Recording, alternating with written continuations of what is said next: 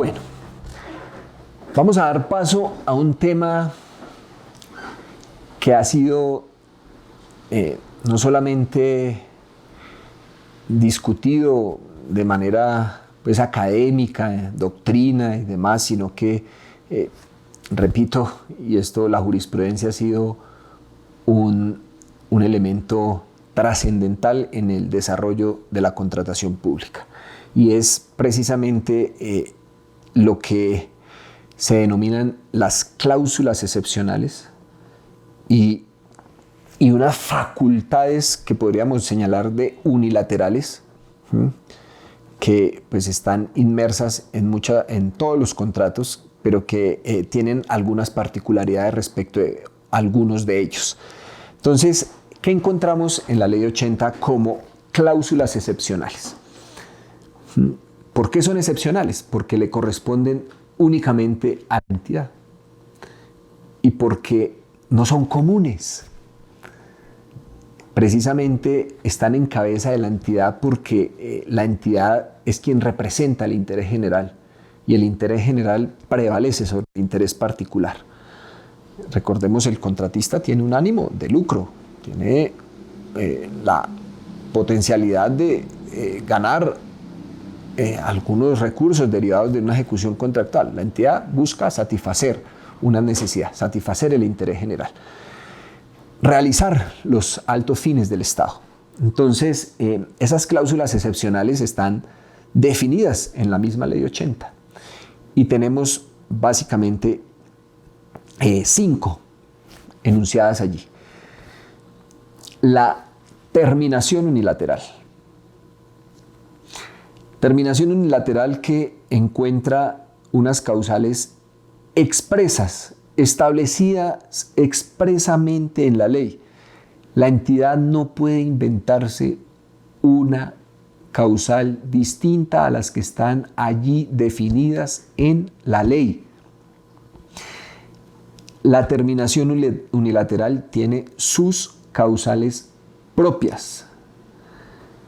Primera, entonces, cláusula excepcional, la terminación unilateral a cargo de la entidad por alguna de las causales allí señaladas. Artículos 14 y siguientes de la Ley 80 de 1993. La interpretación unilateral. La entidad puede proceder, en caso de ambigüedades, a interpretar unilateralmente una cláusula, porque es precisamente titular de ese interés general. Y también tenemos la modificación unilateral. La entidad puede proceder, por las razones que están definidas en la norma, a modificar de manera unilateral el contrato, con una consideración allí importante frente a la modificación unilateral, y es que si el valor del contrato, producto de esa modificación unilateral que impone la entidad, hace que el contrato o se disminuya o en un 20% el contratista puede renunciar a la ejecución contractual. Entonces, estas 3 causales, estas 3 cláusulas excepcionales, terminación, interpretación y modificación unilateral, no operan de plano.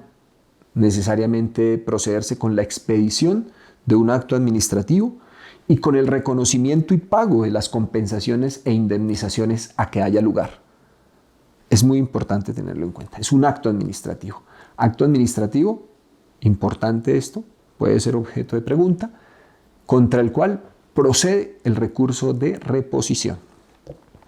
También tenemos como cláusulas excepcionales la caducidad y la reversión. La caducidad es una de las cláusulas bien importantes, porque no traigo a colación un un caso muy sonado, el del Internet, el de los centros poblados, del Ministerio TIC, y la pérdida pues allí que se ha hecho un poco manifiesta pues del anticipo de unos 70.000 millones de pesos y demás, que el ministerio procedió a declarar la caducidad contractual. Y ahí estaba pues precisamente la discusión, si lo podía o no lo podía hacer. Lo cierto es que la norma y la jurisprudencia hoy nos enseñan que la caducidad, que precisamente consiste en tomar una decisión definitiva para terminar ese contrato, porque pueden haber afectaciones graves en la ejecución y la entidad, con el fin de evitar la parálisis del mismo o que no se cumplan con las prestaciones, procede a tomar esa decisión definitiva. La oportunidad de la caducidad, esto es muy importante, también puede ser objeto de cuestionamiento o de pregunta en el examen. ¿Cuál es el límite temporal para la caducidad, para la declaratoria de caducidad, para el acto administrativo, para que quede en firme además? Y es la ejecución. La caducidad debe quedar en firme durante la vigencia del plazo de ejecución. Si el plazo de ejecución venció, ya no hay lugar a la declaratoria de caducidad contractual.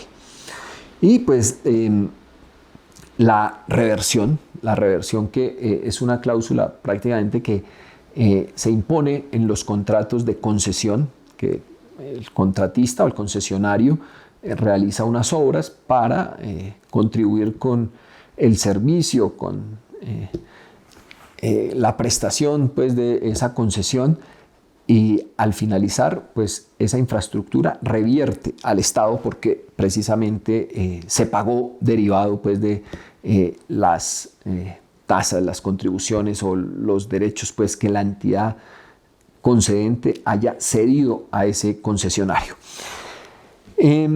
Importante señalar algo aquí en materia de estas 5 cláusulas excepcionales. Hay unas que son facultativas, otras facultativas en algunos contratos, es decir, la norma sí lo establece, que esas cláusulas son facultativas, la entidad puede incorporarlas o no, y si las incorpora, pues necesariamente existe la posibilidad de proceder con la interpretación, con la modificación o con la terminación unilaterales, y esos son facultativas en los contratos de suministro y de prestación de servicios, pero son obligatorias en contratos que tengan actividades que sea monopolio estatal, en la prestación de servicios públicos. Recientemente fue incluido en los contratos derivados o que tengan su objeto principal como la prestación del programa de alimentación escolar, el PAE, en la concesión, en la obra, en estos son obligatorios. Pero también hay contratos allí, como los contratos de interventoría, los contratos interadministrativos, en que la norma expresamente señala que están prohibidos. Es decir, tenemos contratos en los que podrían incluirse estas facultades excepcionales, contratos en los que necesariamente, así no estén pactados, así no estén incorporados en el texto contractual, se entienden incorporados porque son obligatorios, conforme lo señalaba hace un momento en ese tipo de contratos, y señala también la norma en los que no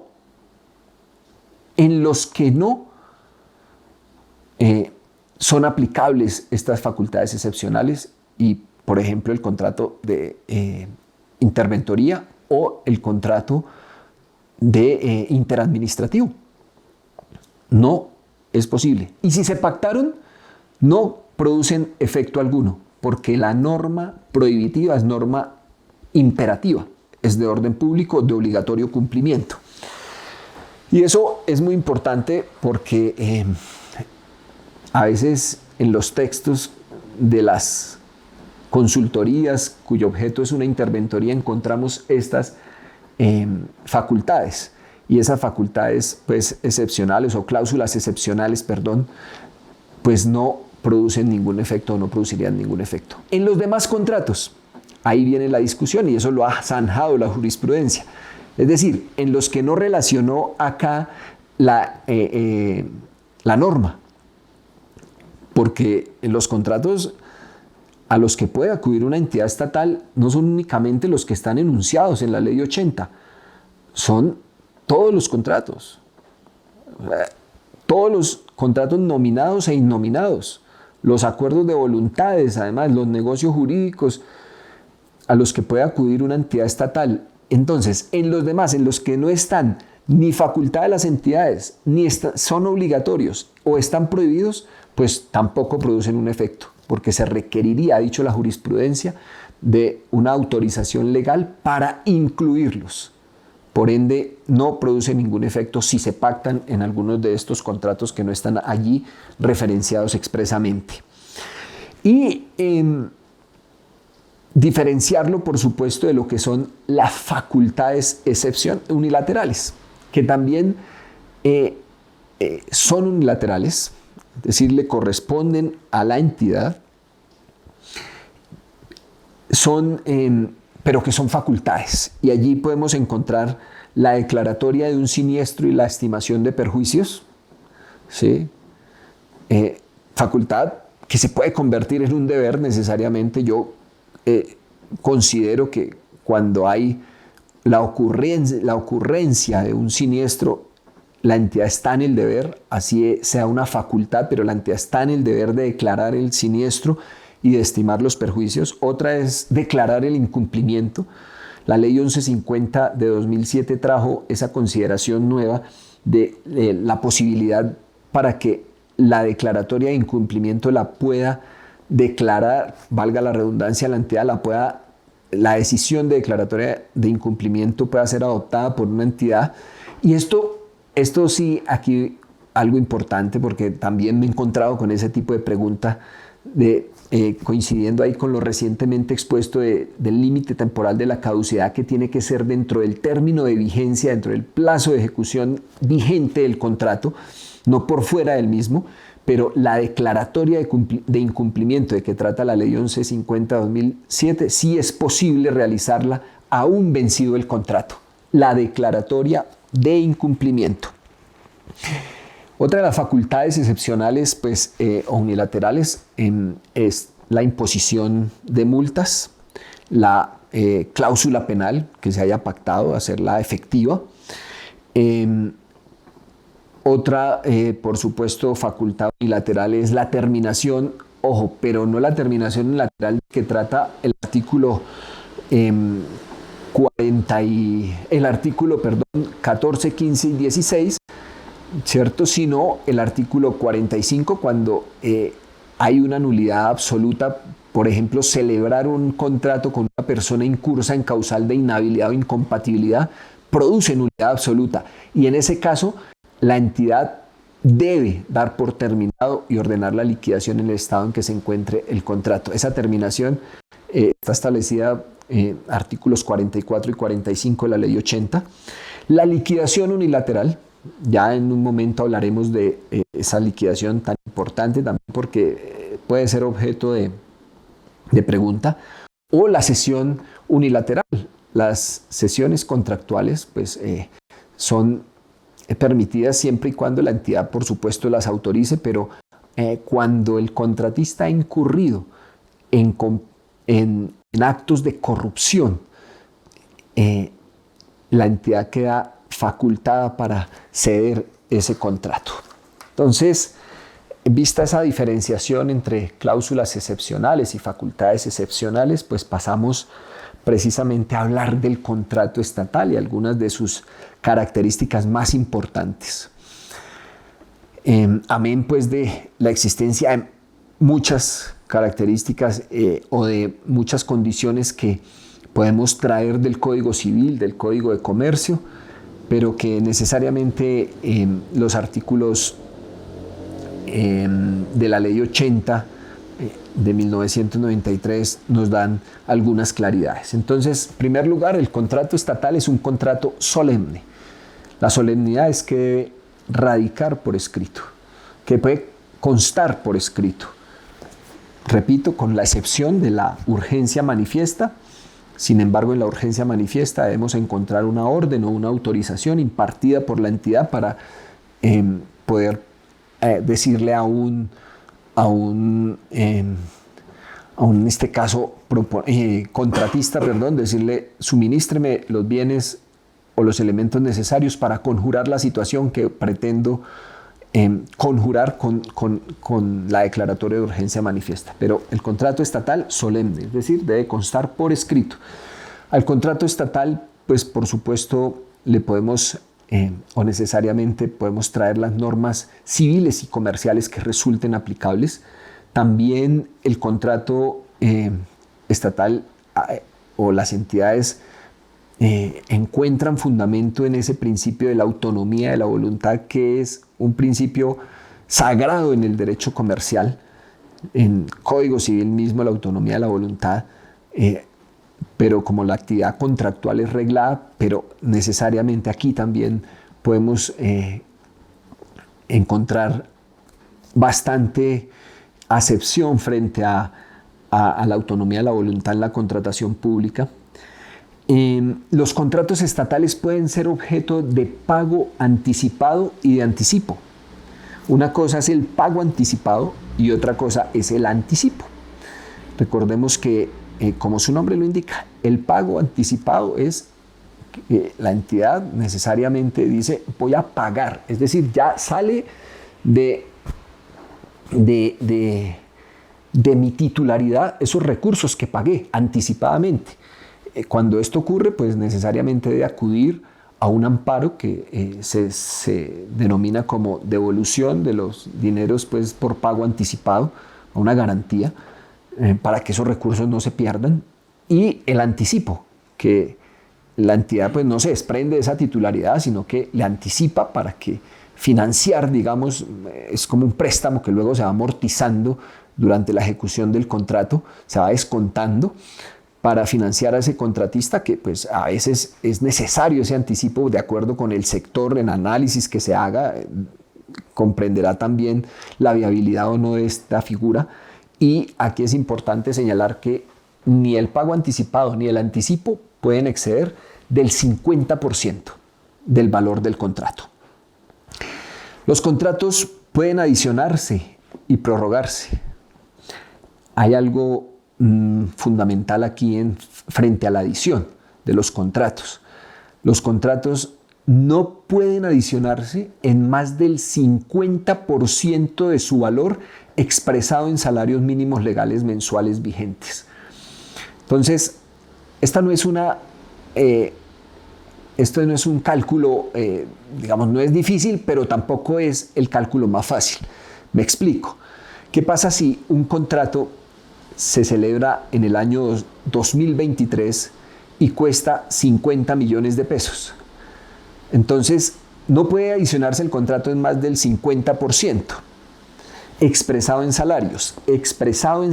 Ahí está la consideración bien particular. Y es que, ¿qué pasa si el contrato pasa a la vigencia 2024? Entonces, no, es que el contrato fue 50, entonces solo le puedo adicionar 25 millones.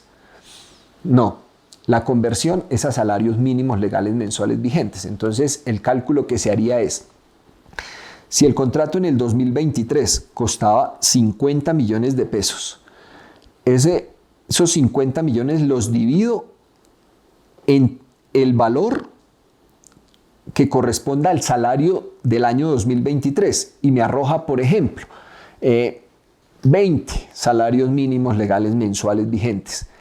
Al pasarlo al 2024, esos 20 salarios, porque el valor de la adición permitido es el expresado en salarios. Entonces ya sé a cuántos salarios de 2023 correspondía el contrato. Correspondía a 20. Entonces lo puedo multiplicar por el valor del salario del año 2024 para que ese sea la posibilidad de adicionar el contrato expresado en salarios mínimos, que no necesariamente es un ejercicio, como les decía, el contrato vale 50, lo adiciono el año entrante en 25. No, el contrato vale 50, lo podría adicionar, no sé, 26, 27 millones según el aumento del salario mínimo, porque es valor expresado en salarios mínimos legales mensuales vigentes. No habría ninguna situación que convertir salarios cuando la suscripción y la adición se hacen durante una misma vigencia fiscal. El salario no ha cambiado, entonces el salario mínimo no ha cambiado, entonces la equivalencia es allí prácticamente lineal. Si es 50 millones, pues 25 millones.